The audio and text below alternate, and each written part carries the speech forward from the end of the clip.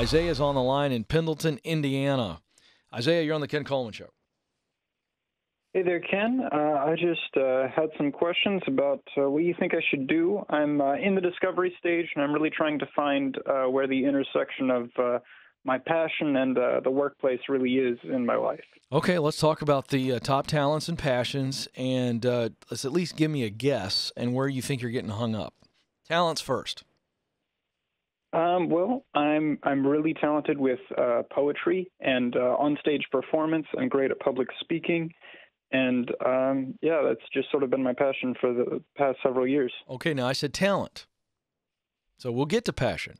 I want to know what you do best. You gave me, at least you said it, maybe you just said it that way. But it's really important that we separate the list of what you do best and what you love to do most in this stage of discovery. So let's go back.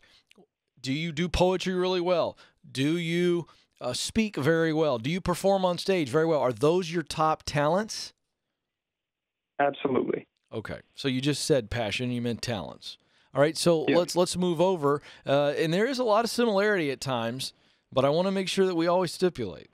So on the passion side, what do you love to do? Is it those same three things, public speaking, performing on a stage, writing poetry, or is there something else on there? I would say those are the three. Okay, so you have no differentiation between your top talents and your top passions. So what are you struggling with? I'm just really uncertain of where in the workplace I can find a good job that suits those talents and those passions. Well, I'm just so we got to dig uncertain. into. Yeah, I understand. So what are you doing right now? I just recently graduated from college, came back home, and I've been here for a little under a month. Okay, what did you graduate with? What was your major? English major. Okay, and when you went to college, what did you want to do?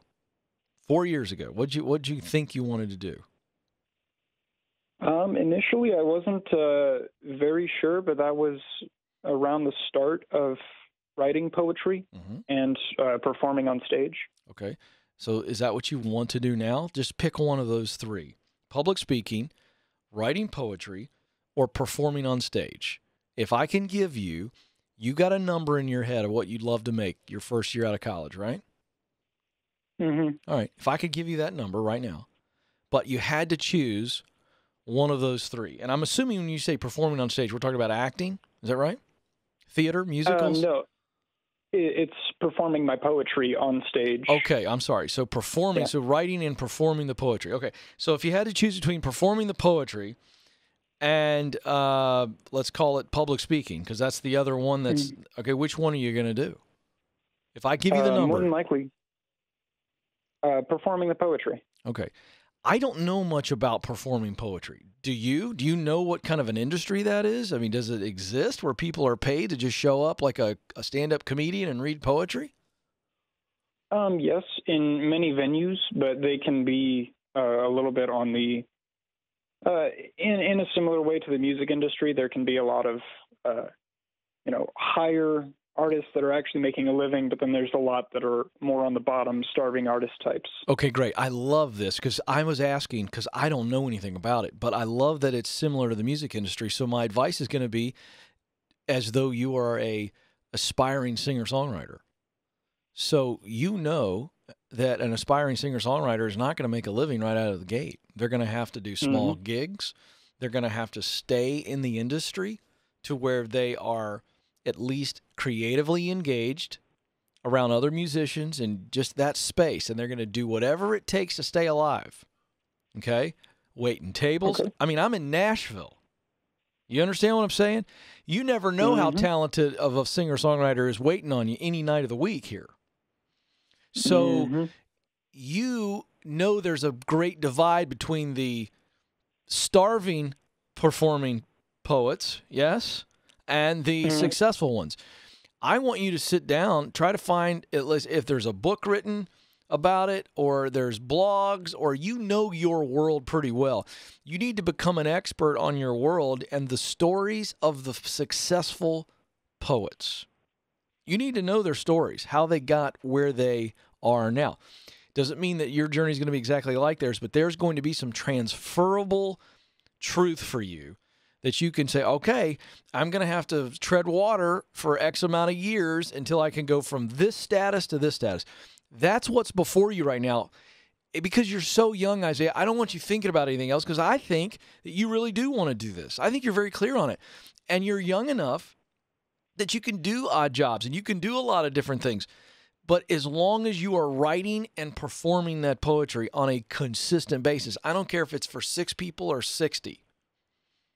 You understand what I'm saying? You've got to step into your industry, and you may only be able to do it part-time. But what if you can do something full-time as a job in that industry and then do your performing and writing on the side? But at least you're around it. So I don't know if I just don't know enough about that community to give you a specific example, but I think you do. So that's your homework. Who can I sit down with that either knows or manages or has guided some performing poets? I'm making that phrase up. I don't even know if that's the proper way to say it, but we all understand what I'm saying. Can you get with some of those actual poets themselves? If you got to fly to where they live, hey, can I come buy your coffee? I'm just a young you, and I want to learn from you and what path you took, blah, blah, blah, blah. Some of these poets have written books. They got a YouTube channel. I don't care what it is. You are consuming everything there is to know about the pathways of the people who are doing it well. That will illuminate a path, multiple paths for you. That's all you got to do. And then just keep yourself alive. You're 23, 22 years old. Just go, go, go. Don't stop. Practice the proximity principle in order to do what you want to do, which is be a poet. You got to be around people that are poets. You got to be in places where poets are hanging out, where poetry's happening. This is not rocket science. I'm telling you, that is as remote of an example as I've had on the show so far, as I know nothing about professional poets. But I'm telling you, the proximity principle will work.